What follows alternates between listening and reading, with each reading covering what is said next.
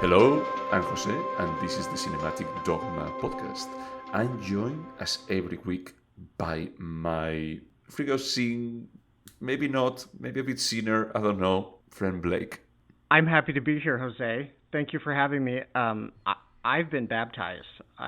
So have you? But when was the last time that you confessed your sins? Mormons don't have to. Oh, that's cool. That's pretty nice, actually.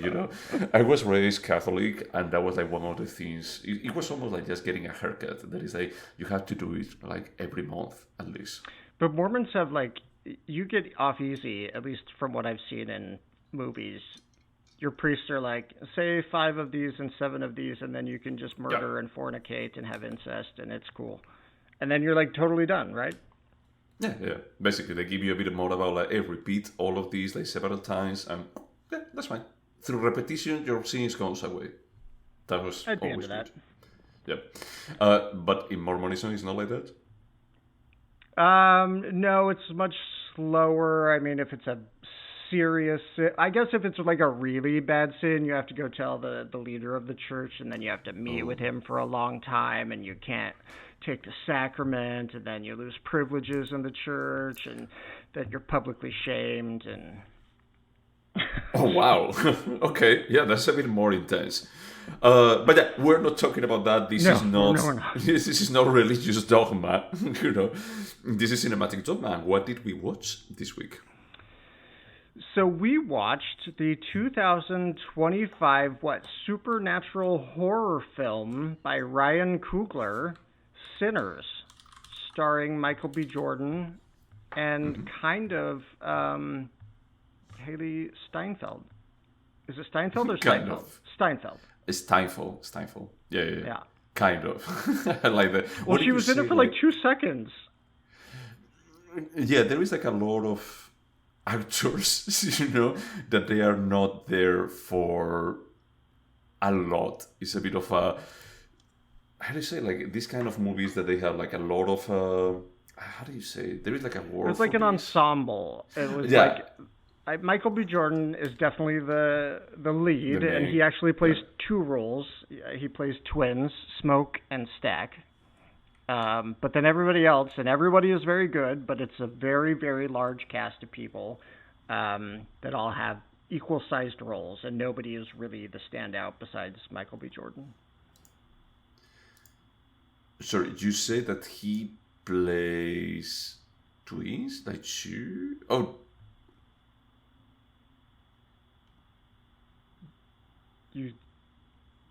You saw this movie, right?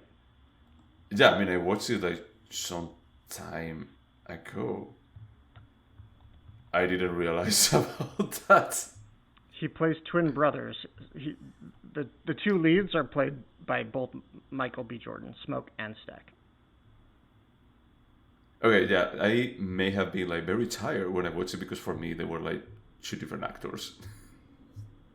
Well, in that same vein, I have to say that the special effects, just in the last 15 years, I was thinking that, who's the hot guy that was in Venom that ruined our favorite bar?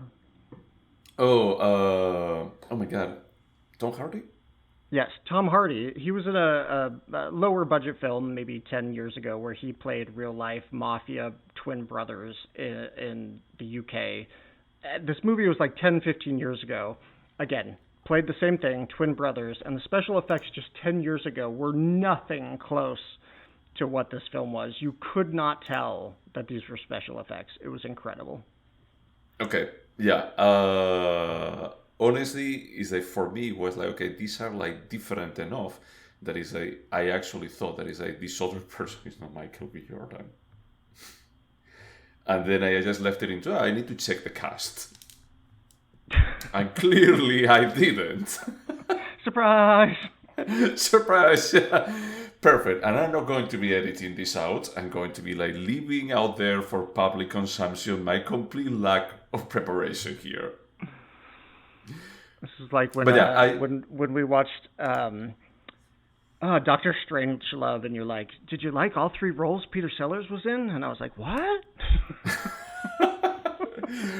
Fair. But yeah, in this case was the lead. It was both of them are on the screen for a good amount of time. So yeah, so it's a bit more of, as you're saying, like an ensemble movie, but they are there all the time. Then there is like a lot of other people, that they come and go, whatever, but it's that they are like the two main ones. And this was my pick. As I was saying, is that I watched it like some time ago. Is that as people know, we stopped like recording for a tiny bit, but during this time I've been like traveling like quite a bit, and I heard about this movie, and randomly in one of the small villages where I stopped, they had a cinema and they were playing it. So usually this would have been like the kind of movie that I would have left a bit more like to the backlog of, hey, if one day I'm bored at home and it's on a digital platform, I will watch it, or if I'm on a plane. That's how I was like considering it. But as I was in a village that there was nothing else to do, and they were playing it, I decided to just like go. And that's the reason why I watched it like a month ago, so you're going to have it like way more fresh than I do. Sure, I can summarize it, and also this film ended up having. I know you don't like Rotten Tomatoes that much, but it has 97% now on Rotten Tomatoes. Yeah. People really like this. So the film takes place in Mississippi in 1932. As we've mentioned, it follows identical twins, Smoke and Stack. I do have to say I really liked the names of the people in this film. So Smoke and Stack are both played by Michael B. Jordan, one of the most handsome men working in Hollywood today. Good Lord, that man is attractive. Mm-hmm. So they've just returned to Clarksdale, Mississippi. From what I can figure out, this is their home. They may have said that, but I missed it. I think this is their home, but they've returned from World War I, so they're veterans of World War I, but just prior to returning from Mississippi, they were working in Chicago for the Mafia, where it seems like they were working for multiple criminal outfits, and it sounds like they robbed both criminal outfits they were working for, and then took the money from both sides, and then like fled town. And hold on, I want to be careful about how much information I'm giving for, because this film is still in theaters.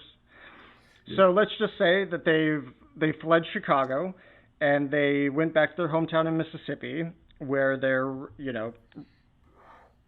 arriving to what is kind of it's a black community, or there's a good amount of black people in the community, and they're wanting to bring some of their newfound wealth and kind of improve the lives of their fellow men there. I don't know if it's about like improving their lives, or they just want to open a business there.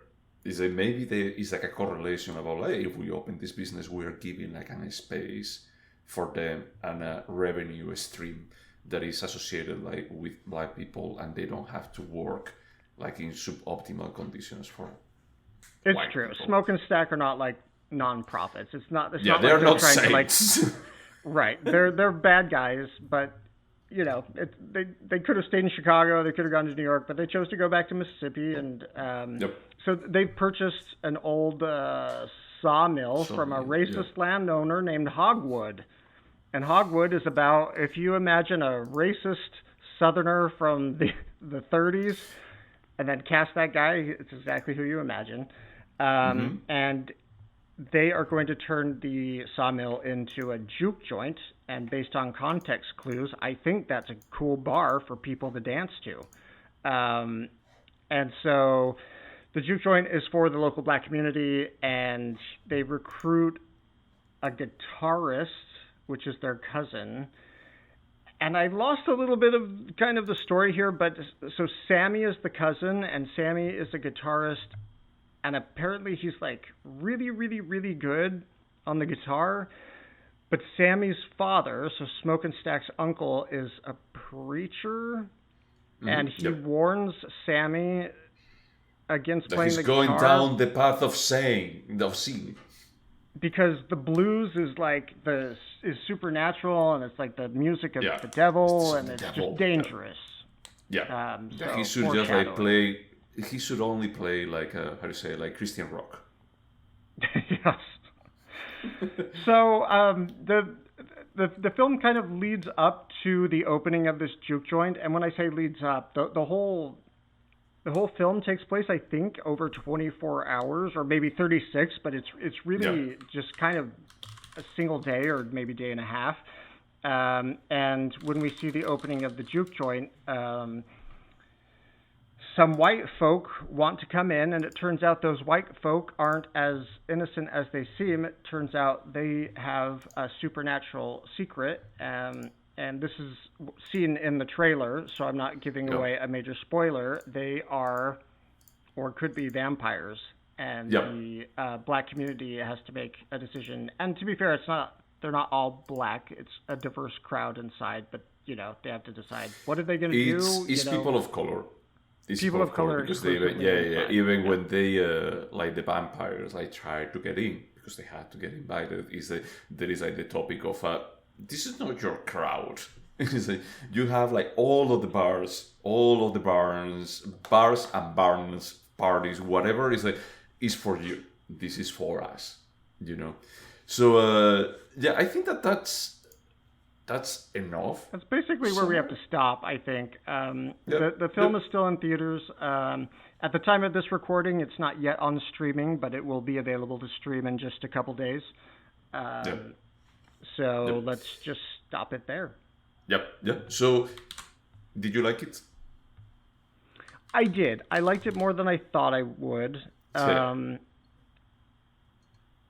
think the trailer does a good job of selling it as a product to the masses, but it doesn't do a good job of showing what the film is, because overall it's a pretty good film.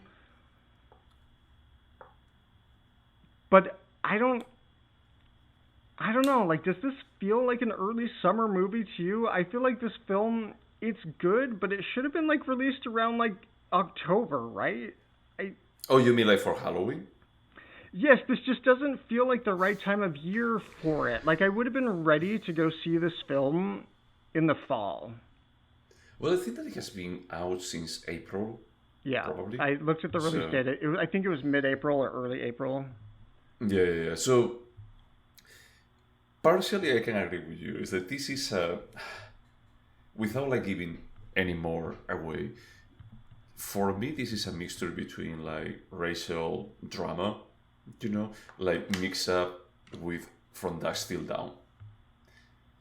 So it's so, and I know that it's not the director or everything, and I don't try to be like reductionist, but for me it's almost like if Jordan Peele made a remake From Dusk Till Dawn, but still collaborated with Robert Rodriguez or with Quentin Tarantino for just giving like all of that blood splatter, like B-series kind of touch to it.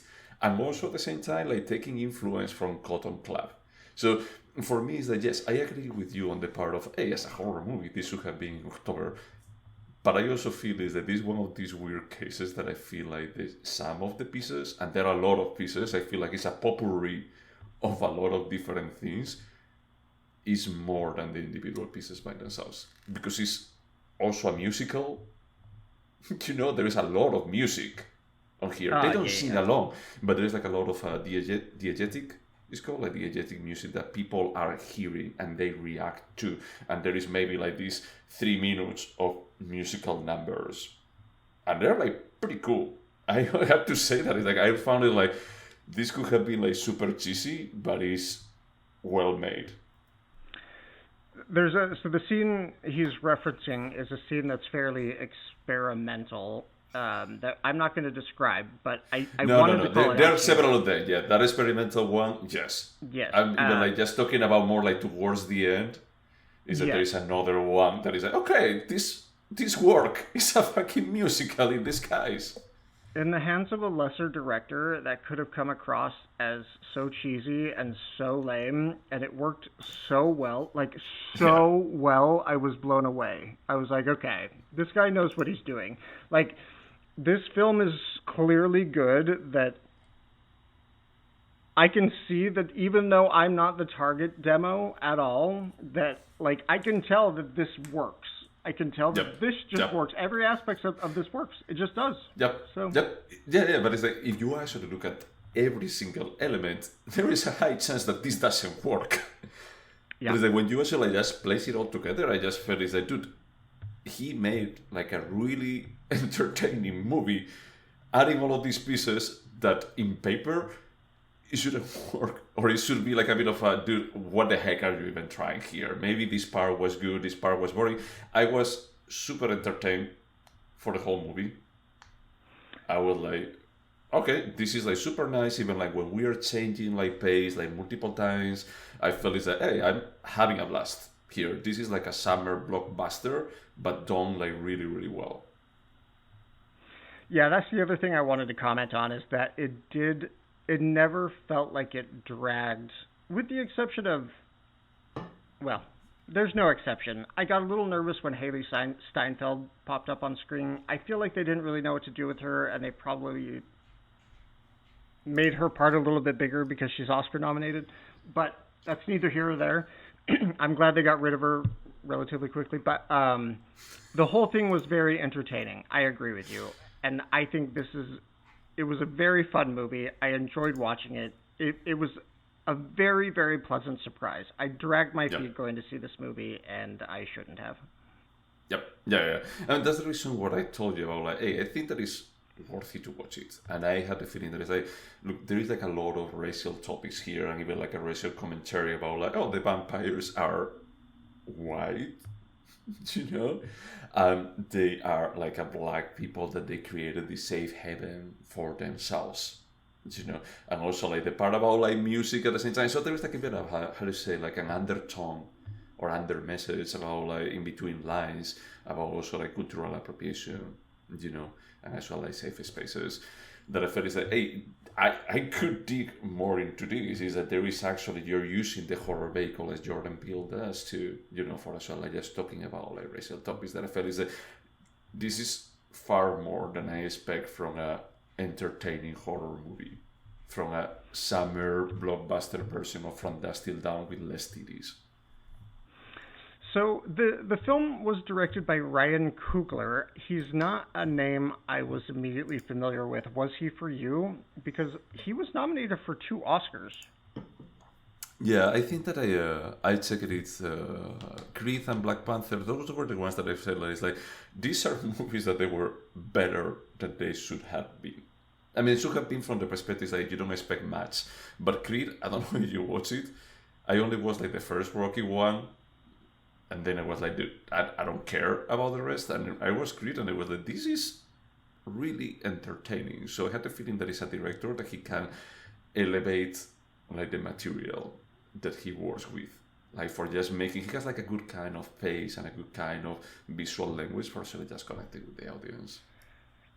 I have not seen Creed. I did see Black Panther. And I did see Fruitvale Station, and Fruitvale Station I remember it being very good. Okay. Yeah, I don't think that I was it. Yeah. But yeah, no, I love when I see movies that they can be like this level of entertainment, but they don't feel easy. That they feel is like there is like a lot of effort that it went in here. That is that you had a good script, you had like really good actors that they're giving it all, you know, because sometimes it's like it gets a bit campy and silly, you know, without getting to the level of From Dusk Till Dawn, but close. Well, now you're making me want to watch From Dusk Till Dawn now. Oh, you want to see Quentin Tarantino sucking a fin? Okay. The Salma Hayek requested a novel for that scene. George Clooney was in that, right? I always forget that. Oh, yep, George Clooney and Quentin Tarantino were and Juliette Lewis was the little girl. Man, I wish Tarantino had directed that. Why didn't he direct it again? I think that it was because he wanted to do that scene with the feet. That's what I heard, and I actually read it like recently, and it was like, this sounds plausible. Oh, good lord. Yeah, I would be down to rewatch From Dusk Till Dawn. But honestly, From Dusk Till Dawn knows that it wants to be like a campy B-series vampire story with nothing else behind. I think that it has like way much more merit doing something like Sinners that you have like multiple layers below. Would you have appreciated if Sinners had leaned a little bit more into that kind of over the top violence of that kind of B series? I think that they didn't enough. There is like moments where blood everywhere. Yeah, it's true. There were parts of me that wanted it to be more grindhouse-ish in some ways, and I'm not sure if it would have been better if it had been or not. For me, I think that is the perfect amount. It doesn't go into gore territory. It just uses like the blood for exaggerating the situation.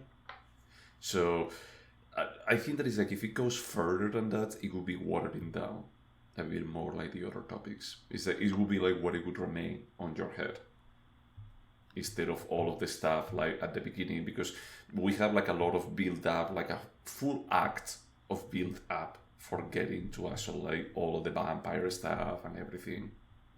Well, an act and a half. So I think that's what I remain with me. There is actually like a really good build up, is that you care about these characters. They are like developed enough for just like caring them about having a good time, knowing thanks to the trailer that they are not.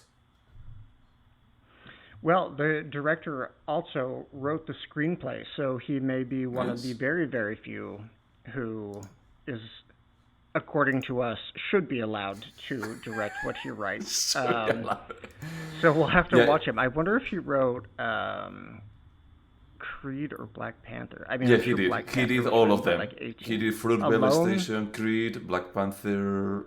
Let me just check. No, he wrote Creed with Sylvester Stallone. Let's not give him the credit alone. Sure, because I think that there has to be a contractual obligation that if you're going to be using the character of Rocky, Sylvester Stallone has to be involved. Well, he was nominated for like 10 Oscars for it, so Sylvester Stallone always gets the credit. I love that Sylvester Stallone shares that privilege with Orson Welles and Charles Chaplin of being the only people that they were nominated for Best Actor, Director, and Screenplay at the same time. And that's why we still have Oscar parties to this day, because the Academy gets it. The Academy gets it. Rocky 1 is good. Honestly, what was the last time? Sorry, it was not for director. It was like acting and a writer. Yeah. But did you like Rocky? I don't know that I've ever seen it all the way through. Maybe I did. I think it may have been on a list of movies I forced myself to watch. I think it was probably pretty okay. I mean, it's fine. Of course, it's like from 1977, so things have changed like a tiny bit since then. But when I watched it, I felt like it was, this is entertaining, and I felt like Creed was like a good modernization, but building on top of what they did for 20 years with the Rocky character. You know me very well. I have a hard time with sports movies, but of all the sports movies, boxing and probably race cars are the two type of movies, sports movies I have the hardest time with. What about The Wrestler? I mean, it's Aronofsky. I know that you love Aronofsky. I'm trying to think how many wrestling movies I've seen. There's The Wrestler. I mean, no sports movies are just like good movies, but boxing movies are particularly tough for me. I never am I like, hey, let's sit down and watch Raging Bull. It's just not like something I'm going to say. So. Okay, I will add it in a notebook. About like Blake would never say that. Just show it to him if he ever insinuates it. Anyway, I think Coogler is a man to watch for me. Yeah. I'm surprised that I don't know him by name, and now I will know his name. Yeah. The part that I like is that I mean, I don't know, like Fred Station or other stuff, because he did Fred Station, Creed, Black Panther, Wakanda Forever, and Sinners. So he has 4 movies only. The New York Times. So I didn't read the New York Five. Times review until just now. But yeah, it said this was his 5th feature. Yeah. So one thing that I like is that 4 out of those 5 they are designed with the idea of being blockbuster entertainment movies, and it requires like a very specific skill to just do consistently blockbuster movies that they feel good, that they feel like, hey, this there is quality here. It's not only about like entertaining for eating popcorn, Even like the Marvel movies, I felt like Black Panther was like, okay, that's cool. Like the kind of world that you are designing, how you are presenting it is actually good. So yeah, I agree with you. I had the feeling that is someone to keep an eye on, because it's not a common skill set. Yeah. And he's a Sundance guy. And you know Nice. how I feel about Sundance directors. They're the best. Course. They're the best Yeah. of all the rest. Of course. But yeah, I honestly like kept thinking a tiny bit about the movie. Is that of course it has been a month, so it's that part of my brain has already expelled like part of it. One small thing, without like going into into a spoiler territory too much. I don't think that I consider this spoiler territory. One thing that I don't like that cinema is doing nowadays is using post credits or mid credits scenes. Even like for just not about like presenting a sequel like Marvel does, about like, hey, it's like just stay here because this is a teaser for the next thing. It's like, no, dude, this is completing the story. This makes no sense that you're actually like hiding it in the middle of the credits. Yeah, so I left when the credits started. I didn't see the ending, and when I left the film, whenever I leave a film, I immediately go online to read about it. And so I read a whole bunch about the film, including everything that I missed during the credits, and I was blown away. Like, you don't put important parts of the story in the credits. Like, you put Yep. Easter eggs, like a fun Yep. thing, but Yep. you don't put things that are like, so I know Yep. what I missed. Yep. If you haven't seen it and you go see it, watch the fucking credits. Like, it's Yep. important.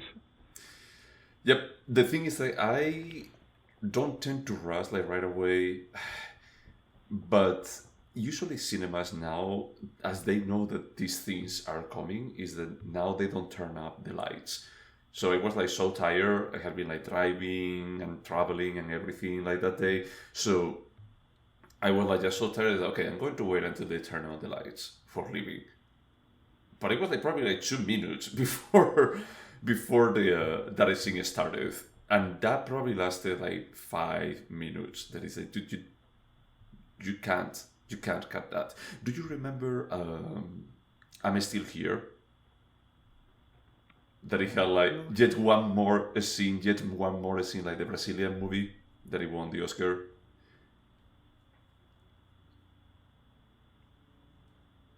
No, I don't remember I'm Still Here. So you remember it was about like disappearance. Oh, yeah, of yeah, yeah. political Sorry. figures, In my mind, I was thinking I Am Love. I'm Still Here, yes. The film we just saw. Yeah. Yes, really. Yeah. So you remember that it did like something similar. That is like, it looks like, okay, the story is closed, but then they added like one more piece. Is that this could have done that. There won't be anything wrong about like, hey, look, I'm epilogue. Like 3 minutes. Is that it didn't change. It wouldn't water down like everything that happened before. The same way that Still Here, I was like, why was that needed? What was like these 5 minutes that I need? This one I felt is like, oh, it actually closes like the whole story. It actually closes like some of the open questions that you just left like 30 minutes ago on the screen. So why the fuck did you choose this? I was like so confused when I walk away about like, I have no idea who made this call, but clearly it was the wrong one. And it's so weird. Like after going to film festivals for years and listening to director Q&As, you hear them talk about how every second on screen is so important, and they fight for every image, like every frame. They're like, no, we couldn't get rid of this because it's so important. And then you watch these like 3-minute sequences, and you're like, no, you could have cut that. That wasn't important. Like. Yeah, but this was, that's this the part was in Sinners. Watch the fucking credits. Good lord, I was so annoyed when I read that, and I was like, well, it's not that the ending that I thought was the ending was bad, but that makes a lot more sense if I had watched that ending. And probably when you walk away, you actually say like, so what exactly happened here with this specific part? And they give a date card. Like, they give a date card right before the credits start. And I was like, that's a weird. They get, like, why did they give a date card for the credits? I'm going home. Yeah, whatever. We're not going to be, like, spoiling what happens there. This is just a word of warning. I'm like, if you're watching it in the cinema, stay there. If you're watching it at home, stay there. Don't touch, like, the remote. I mean, I assume that if you are at home, maybe they cut it, maybe they rearrange it. We watched, I forgot to mention this, I will do it on the air now. We watched The Brutalist the other day at home. Oh. We can talk offline about it. But one thing that it was interesting, the intermission screen shows up, but it's 15 seconds. It even has like a countdown of 15, 14, about like, we're not going to be spending 15 minutes with this like car on the screen. Yeah, that makes sense. Yeah, so I would expect that for home release, they will swap it, because that's one of the strangest decisions that I've seen in editing in my whole life. Yeah, that's bizarre. That's really bizarre. Yeah. Well, then, should we go over the questions? Let's do it. Okay, so Blake, would you watch Sinners again? I would. In fact, I actually rarely do I do this, but I plan on watching it again. This is the sort of story where you can tell there's a lot more baked in to the script that I probably missed. So yes, I would. Actually, as you reminded me that it's going to be on digital platforms pretty soon, I will probably like watch it like right away. I watch it by myself, but I think that my boyfriend would enjoy it, And I think that there is like a lot of historical components, about like that specific point in time that it has been like very interesting, like slavery has been abolished, but it's still like early years afterwards. So it's like people are still like working, like most black people are still working on cotton fields, but it's that they are like just trying to come out on the other end. I like the Asian market thing that they have too. That is okay, we are not so much of color enough for actually like just not being able to do like business with white people. So I love like the idea of the two markets, and I actually read that is that there were like a lot of Asian people that they were a bit more of intermediaries, that they could actually like float between both worlds. So I think that there's like a lot of historical accuracy here that I wouldn't expect to see in a Splatterfest. Yeah, exactly. So I think that there is like a lot of rewatchability in here. Would you recommend it? Yeah, I would. To a lot of people in a lot of situations. Yeah. Yeah. I mean, I recommended it to you. He said when I went to watch it, I was like a bit of I don't think that this is going to be, all the hype is going to be like falling flat.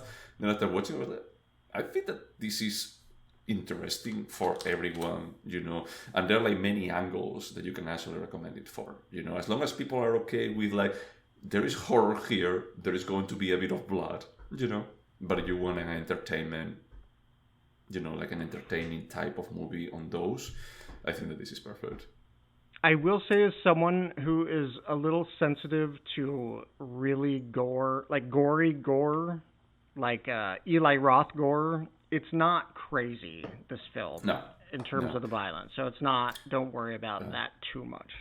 Yeah, and a part of me just feels like the excessive use of blood is almost, not to make it like comedic, it's not comedic at any point, but it's like, for me, it just crosses like a line of saying that it's like, okay, I'm not going to be like taking it that seriously. It's a little overly, it's so stylized, it's like Tarantino blood. Like exactly. Yeah. It's exactly what I was thinking, is that this is like Jordan Peele and Tarantino made a collaboration. So you get like both traces there. Would you remember it?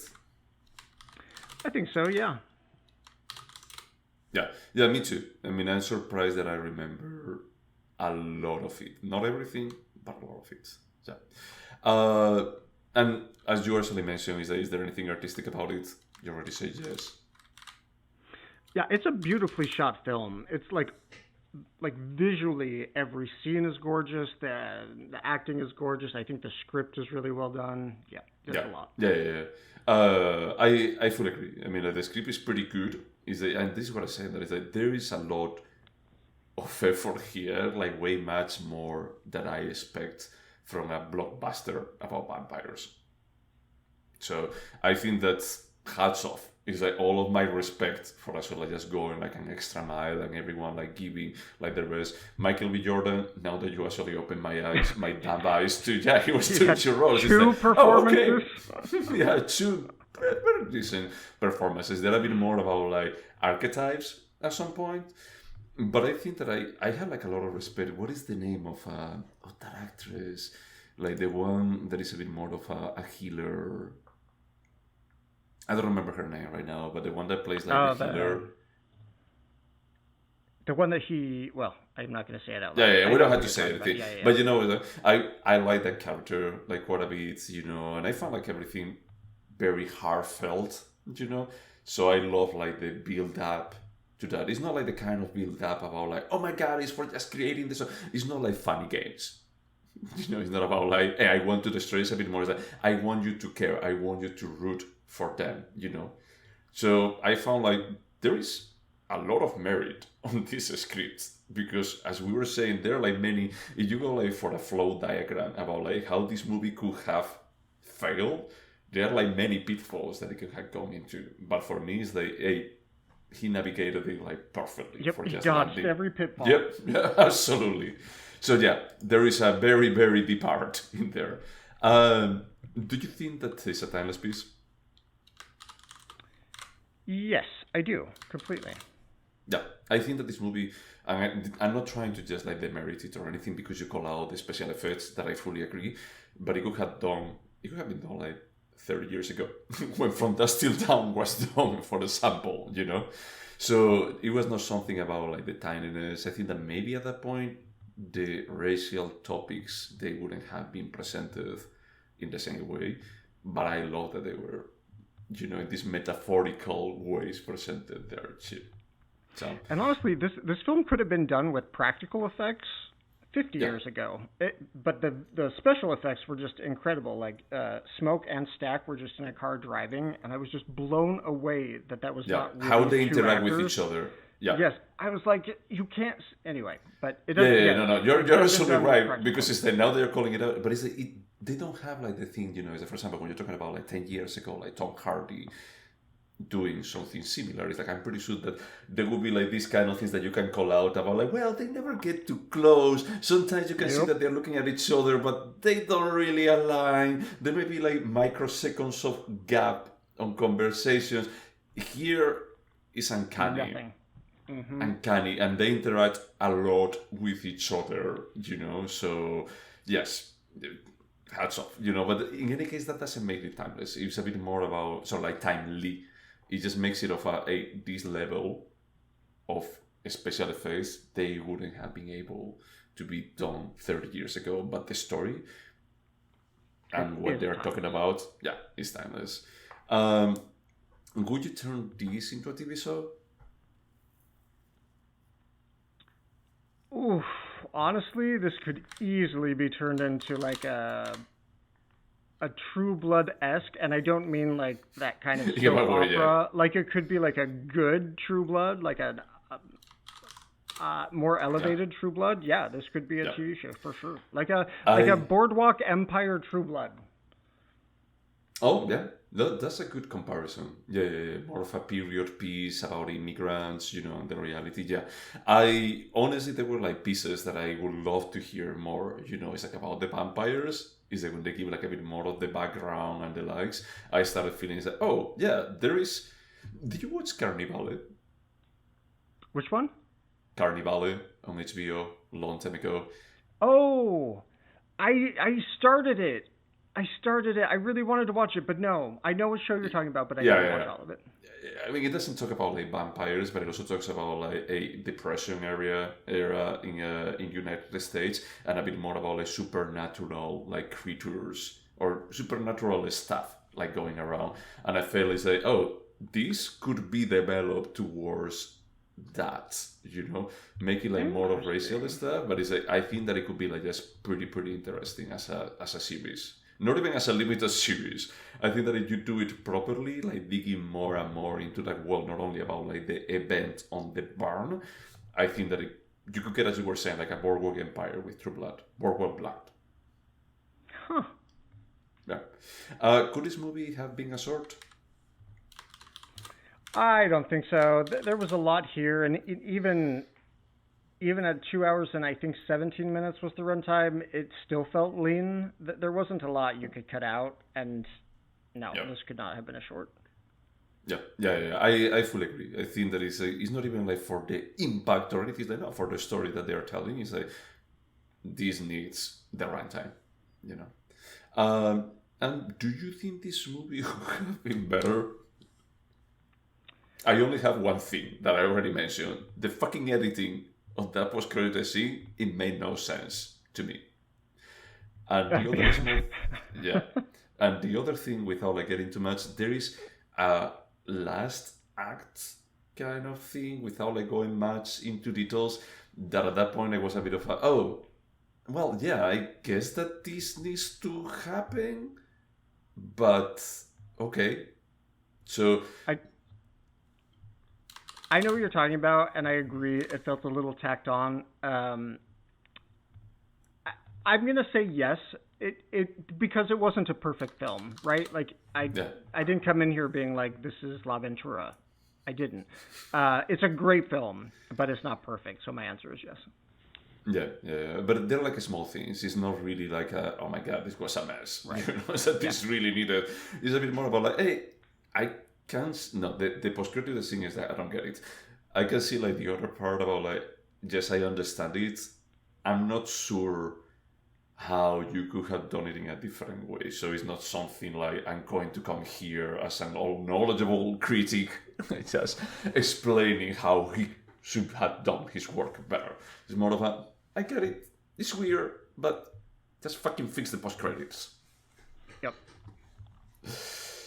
And I think these were all of the questions, so I think that we should score. And this was my pick, so I guess that you have to score it first. I haven't put a ton of thought into this. I think I'm gonna go with an 8.5. Nice. My score is an 8.25. 8.25. I gave it higher than you. Interesting. To be honest, I was jumping between an 8 and 8.5. I mean, it's right there. We're both right there. It's a great film. Yep. It is. Yep. Yeah. I mean, the thing is, like, I cheat a tiny bit because before I score, I take a look at the spreadsheet. So I was like just Oh, so checking. you Like, orient yourself? You give yourself I orient context? a tiny bit, about like, hey, is this? I was like coming between like an 8 and an 8.5. So I was checking this out. What was the last time that I gave an 8.5? And it was to Anora. I was like, okay, this is a tiny bit below just because of the crazy stuff that they did with the script and just maintaining me entertained for 3 hours. What did I give Anora? 8.75. That's the reason why I was also like laughing about like both of us they gave like a small A little step bit less. below. Yeah. But the funny thing is like the last time that I gave an 8.25 was to the conversation. And you gave it an 8.5. So exactly the same score as we did today.